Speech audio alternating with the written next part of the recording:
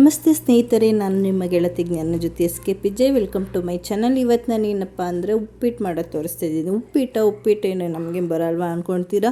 ಹೌದು, ಎಲ್ರಿಗೂ ಬರುತ್ತೆ. ಎಲ್ಲ ನಾರ್ಮಲಾಗಿ ಉಪ್ಪಿಟ್ಟು ಮಾಡ್ತಾರೆ, ತರಕಾರಿ ಉಪ್ಪಿಟ್ಟು ಮಾಡ್ತಾರೆ, ವೆರೈಟಿ ಉಪ್ಪಿಟ್ಟಲ್ಲೂ ತುಂಬ ವೆರೈಟಿ ಇದೆ. ಇವತ್ತು ನಾನೇನಪ್ಪ ಅಂದರೆ ಮೂಲಂಗಿ ಹಾಕಿ ಉಪ್ಪಿಟ್ಟು ಮಾಡ್ತಾಯಿದ್ದೀನಿ. ತುಂಬಾ ಟೇಸ್ಟ್ ಡಿಫ್ರೆಂಟಾಗಿರುತ್ತೆ, ಚೆನ್ನಾಗಿರುತ್ತೆ, ಇನ್ನೂ ತಿನ್ನಬೇಕು ಅನಿಸುತ್ತೆ. ಬನ್ನಿ ಹೇಗೆ ಮಾಡೋದು ಅಂತ ರೆಸಿಪಿ ನೋಡ್ಕೊಳ್ಳೋಣ. ಈಗ ನಾನಿಲ್ಲಿ ಒಗ್ಗರಣೆಗೆ ಬೇಕಾಗಿರೋಂಥ ಇಂಗ್ರೀಡಿಯೆಂಟ್ಸ್ ತೋರಿಸ್ತೀನಿ. ಒಂದು 3 ಗೆಡ್ಡೆ ಈರುಳ್ಳಿ ತೊಗೊಂಡಿದ್ದೀನಿ, ಸ್ವಲ್ಪ ಕರಿಬೇವಿನ ಸೊಪ್ಪು, 4 ಹಸಿಮೆಣಸಿನ್ಕಾಯಿ, ಅರ್ಧ ಕ್ಯಾಪ್ಸಿಕಮ್ಮು, ಸ್ವಲ್ಪ ಕೊತ್ತಂಬರಿ ಸೊಪ್ಪು, 2 ಟೊಮೊಟೊ, ಒಂದು ಸ್ವಲ್ಪ ಶುಂಠಿ ಕುಟ್ಟಿಟ್ಕೊಂಡಿದ್ದೀನಿ, ಮತ್ತು ಅರ್ಧ ಕಾಯಿ ತುರಿ ಇಟ್ಕೊಂಡಿದ್ದೀನಿ. ಮತ್ತು ಇಲ್ಲಿ ಒಗ್ಗರಣೆಗೆ ಬೇಕಾಗಿರೋಂತಹ ಸಾಸಿವೆ, 1 ಚಮಚ ಸಾಸಿವೆ, 1 ಚಮಚ ಕಡಲೆಬೇಳೆ, 1 ಚಮಚ ಜೀರಿಗೆ ತೊಗೊಂಡಿದ್ದೀನಿ. ಮತ್ತು ಇಲ್ಲಿ ನಾನು ತರಕಾರಿ ತೊಗೊಂಡಿದ್ದೀನಿ. ಎಲ್ಲ ತರಕಾರಿ ಮಿಕ್ಸೆಡ್ ತರಕಾರಿನ ಸಣ್ಣಗೆ ಹಚ್ಕೊಂಡಿದ್ದೀನಿ. ಆಲೂಗೆಡ್ಡೆ, ಕ್ಯಾರೆಟು, ಹುಳ್ಳಿಕಾಯಿ ಮತ್ತು ಮೂಲಂಗಿನೇ ಇಲ್ಲಿ ನಮಗೆ ಸ್ಪೆಷಲ್. ಯಾಕೆಂದರೆ ಮೂಲಂಗಿ ಹಾಕಿ ಮಾಡಿದ್ರೆ ಒಂಥರ ಡಿಫ್ರೆಂಟಾಗಿ ಟೇಸ್ಟ್ ಚೆನ್ನಾಗಿರುತ್ತೆ. ಮತ್ತು ಬದನೆಕಾಯಿ ತೊಗೊಂಡಿದ್ದೀನಿ. ಬದನೆಕಾಯಿನ ತರಕಾರಿ ಜೊತೆ ಮಿಕ್ಸ್ ಮಾಡಿಲ್ಲ, ಅದನ್ನ ನೀರು ಹಾಕಿ ಸ್ವಲ್ಪ ರಾಗಿ ಹಸಿಟ್ಟು ಹಾಕಿ ಇಟ್ಟಿದ್ದೀನಿ, ಕನೆಗಟ್ಟಲ್ಲ ಅಂತೇಳ್ಬಿಟ್ಟು. ಮತ್ತು ನೋಡಿ, ಇಲ್ಲಿ ನಾನು ಬನ್ಸಿ ರವೆ ತೊಗೊಂಡಿದ್ದೀನಿ, ಅರ್ಧ kg ಬನ್ಸಿ ರವೆ ನೋಡಿ. ಬನ್ಸಿ ರವೆ ಇದನ್ನು ಹುರಿದಿಟ್ಕೊಂಡಿದ್ದೀನಿ, ಅದನ್ನು ಸ್ವಲ್ಪ ಹುರಿದಿಟ್ಕೋಬೇಕು, ಆಗಲೇ ಚೆನ್ನಾಗಿರೋದು ಉಪ್ಪಿಟ್ಟು.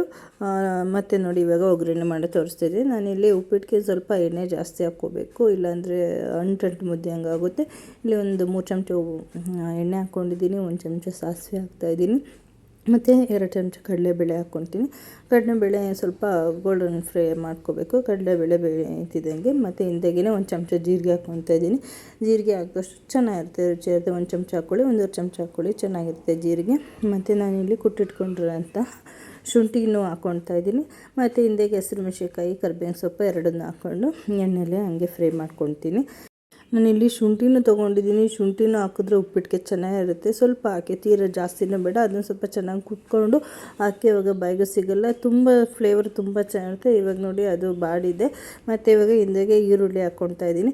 ಈರುಳ್ಳಿ ಸಣ್ಣಗೆ ಉದ್ದಕ್ಕೆ ಹಚ್ಕೋಬೇಕು, ತೀರ ಸಣ್ಣದಾಗಿ ಹಚ್ಚಿರೋ ಚೆನ್ನಾಗಿರಲ್ಲ. ನೋಡಿ, ಈರುಳ್ಳಿ ಬೆಂದಿದೆ. ಇವಾಗ ಕ್ಯಾಪ್ಸಿಕಮ್ ಹಚ್ಚಿಟ್ಕೊಂಡಿರೋಂತಹ ಕ್ಯಾಪ್ಸಿಕಮ್ ಹಾಕ್ತಾಯಿದ್ದೀನಿ. ಕ್ಯಾಪ್ಸಿಕಮ್ ಜೊತೆಲೇ ಟೊಮೊಟೊನೂ ಹಾಕ್ಕೊಂಡಿದ್ದೀನಿ. ಟೊಮೊಟೊ 2 ಹಾಕ್ಕೊಂಡ್ರೆ ಚೆನ್ನಾಗಿರುತ್ತೆ, ಟೇಸ್ಟ್ ಇರುತ್ತೆ. ಮತ್ತು ಇವಾಗ ರುಚಿಗೆ ತಕ್ಕಷ್ಟು ಉಪ್ಪು ಹಾಕ್ಕೊಂಡಿದ್ದೀನಿ. ಮತ್ತು ಹಿಂದೆಯೇ ಇವಾಗ ತರಕಾರಿ ಹೆಚ್ಚಿಟ್ಕೊಂಡಿರೋ ತರಕಾರಿ ಎಲ್ಲ ಹಾಕ್ಕೊಳ್ತಾ ಇದ್ದೀನಿ. ತರಕಾರಿ ಎಲ್ಲ ಹಾಕ್ಕೊಂಡು ತರಕಾರಿನ ಎಣ್ಣೆಲೇ ಚೆನ್ನಾಗಿ ಅದು ಅರ್ಧ ಬೇಯೋ ಥರ ಫ್ರೈ ಮಾಡ್ಕೋಬೇಕು. ನೀರು ಹಾಕ್ಬೇಡಿ, ಸ್ವಲ್ಪ ಬಿಸಿ ಮಾಡಿಬಿಟ್ಟು ನೀರು ಹಾಕ್ಬೇಡಿ, ಚೆನ್ನಾಗಿರಲ್ಲ. ಎಣ್ಣೆಲೇ ಮುಕ್ಕಾಲು ಭಾಗ ಇಲ್ಲ ಅರ್ಧ ಭಾಗ ಅದೇ ಬಾಣಲಿ ಬಿಸಿನಲ್ಲೇ ಚೆನ್ನಾಗಿ ಅದನ್ನ ತರಕಾರಿನ ಬೇಯಿಸ್ಕೋಬೇಕು. ನೋಡಿ, ಇಲ್ಲಿ ಸ್ವಲ್ಪ ಚೆನ್ನಾಗಿ ತರಕಾರಿ ಎಲ್ಲ ಬೇಯ್ತಾ ಇದೆ, ಆಗ ಅದು ಟೇಸ್ಟು ಬೇರೆ ಡಿಫ್ರೆಂಟಾಗಿರುತ್ತೆ. ಇವಾಗ ನಾನು ಎಣ್ಣೆ ಅಳತೆ ಪ್ರಕಾರ ನೀರು ಹಾಕ್ಕೊಳ್ತಾ ಇದ್ದೀನಿ. ಇವಾಗ ಮತ್ತೆ ನಾನು ಫಸ್ಟು ತರಕಾರಿಗೆ ಉಪ್ಪು ಹಿಡೀಲಿ ಅಂತೇಳಿ ಸ್ವಲ್ಪ ಉಪ್ಪು ಹಾಕ್ಕೊಂಡೆ. ಇವಾಗ ಮತ್ತೆ ರುಚಿಗೆ ಎಷ್ಟು ಬೇಕು ನೋಡ್ಕೊಂಡು ಅಳ್ತಿಲಿ ಉಪ್ಪು ಹಾಕ್ಕೊಂಡಿದ್ದೀನಿ. ಇವಾಗ ಚೆನ್ನಾಗಿ ಕುದ್ದಿದೆ. ಅದು ಕುದ್ಮೇಲೆ ಏನು ಮಾಡಬೇಕಂದ್ರೆ, ಕಾಯಿನ ಮುಂಚೆನೇ ಹಾಕ್ಕೊಬೇಡಿ, ಕುದ್ಮೇಲೆ ಲಾಸ್ಟಿಗೆ ಕಾಯಿ ಹಾಕ್ಕೊಳ್ತಾ ಇದ್ದೀನಿ.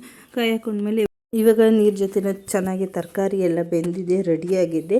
ಇವಾಗ ನಾನು ರವೆ ಹಾಕ್ಕೊಳ್ತಾ ಇದ್ದೀನಿ. ಇವಾಗ ರವೆ ಹಾಕ್ಕೋಬೇಕು. ತರಕಾರಿ ಎಲ್ಲ ಬೆಂದ ಮೇಲೆ ನೋಡಿಕೊಂಡು ಉಪ್ಪು ಎಲ್ಲ ರುಚಿ ಎಲ್ಲ ಮುಂಚೆನೇ ನೋಡಿಕೊಂಡು ಆಮೇಲೆ ರವೆ ಹಾಕ್ಕೋಬೇಕು. ರವೆ ಹಾಕ್ಕೊಂಡು ಫಸ್ಟೇ ಆಫ್ ಮಾಡಲ್ಲ, ರವೆ ಹಾಕಿ 1-2 ನಿಮಿಷ ಇದರಲ್ಲೇ ಸಿಮ್ಮಲ್ಲಿ ಇಟ್ಕೊಂಡು ತಿರುಗಿಸ್ಬೇಕು. ಚೆನ್ನಾಗಿ ತಿರ್ಸ್ಬಿಟ್ಟು ನಾನಿಲ್ಲಿ ಬನ್ಸಿ ರವೆ ಮತ್ತು ತರಕಾರಿ ತಗೊಂಡಿರೋದ್ರಿಂದ ಅಳತೆಗಿಂತ ಒಂದು ಅರ್ಧ ಗ್ಲಾಸು ನೀರು ಎಕ್ಸ್ಟ್ರಾ ಹಾಕ್ಕೊಡ್ತೀನಿ. ಏಕೆಂದರೆ ತರಕಾರಿ ಎಲ್ಲ ಬೆಂದು ಸ್ವಲ್ಪ ನೀರು ಆವಿಯಾಗುತ್ತೆ.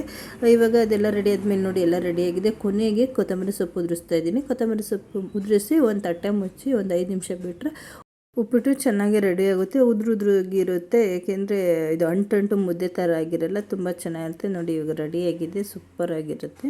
ಫ್ರೆಂಡ್ಸ್, ನಮ್ಮನೇಲಿ ಮೂಲಂಗಿ ಉಪ್ಪಿಟ್ಟು ರೆಡಿಯಾಗಿದೆ. ನೀವು ಒಮ್ಮೆ ಟ್ರೈ ಮಾಡಿ ನೋಡಿ, ತುಂಬ ಚೆನ್ನಾಗಿರುತ್ತೆ. ಪ್ಲೀಸ್ ಹೇಗಿದೆ ಅಂತ ಹೇಳ್ಬಿಟ್ಟು ಕಮೆಂಟ್ ಮಾಡಿ, ಶೇರ್ ಮಾಡಿ, ಲೈಕ್ ಮಾಡಿ, ಸಬ್ಸ್ಕ್ರೈಬ್ ಮಾಡಿ. Thank you for watching.